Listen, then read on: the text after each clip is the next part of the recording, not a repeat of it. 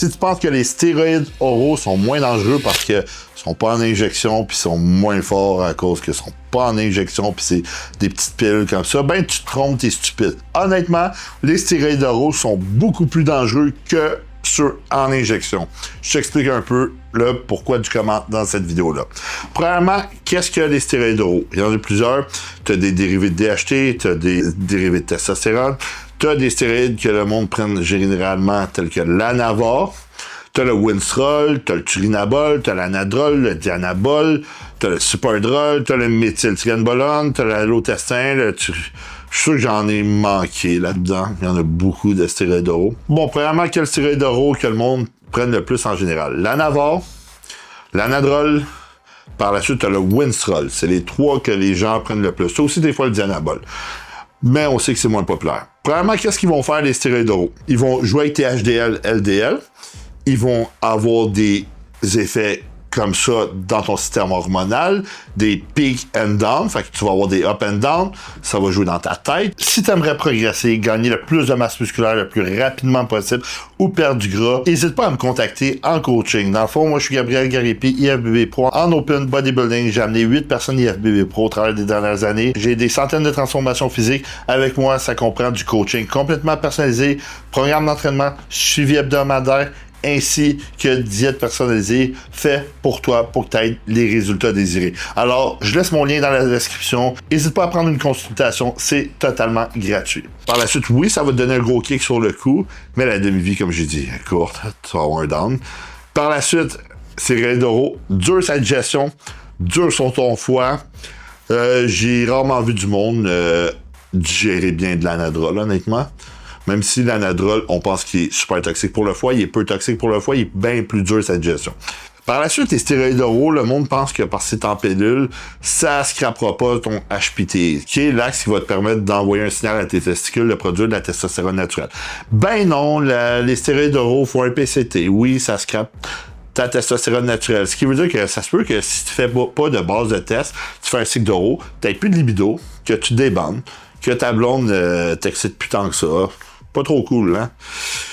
Ah, c'est plate, ça. Fait que, tu sais, les cycles de stéroïdes oraux only, c'est stupide.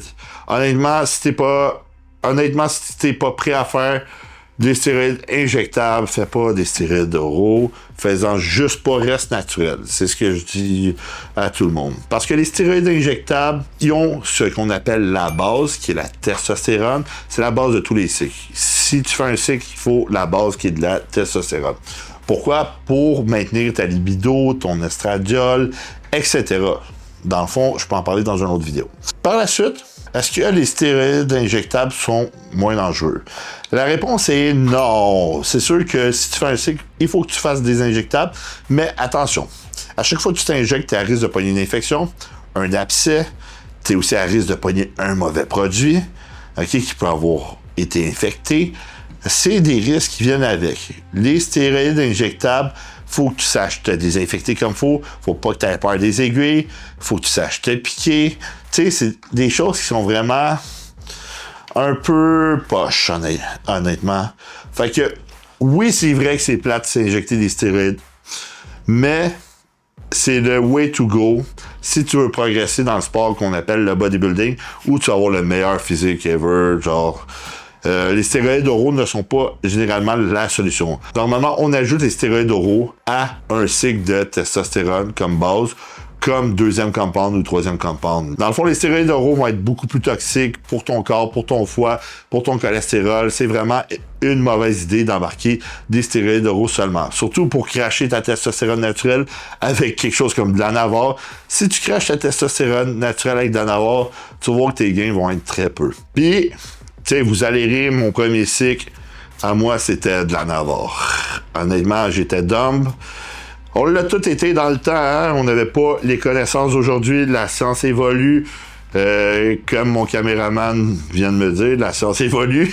Dans le fond, ne commencez pas un cycle de stéroïdes si vous n'êtes pas prêt d'aller directement avec des injectables. Soyez sûr d'être suivi par un coach, suivi par un médecin, avoir des prises de sang, parce que c'est des choses à prendre au sérieux. Alors, merci tout le monde d'avoir écouté mon petit vidéo. J'aimerais savoir qu'est-ce que t'en penses, toi, des cycles de stéroïdes oraux seulement. T'as juste à me l'écrire en commentaire. Oublie pas de liker cette vidéo-là. N'oublie pas aussi, je suis pas médecin. Je ne recommande aucunement l'utilisation de stéroïdes anabolisants. Je suis juste là pour vous divertir et vous parler de mes expériences. Alors, n'oublie pas de t'abonner à ma chaîne YouTube puis de regarder mes autres vidéos.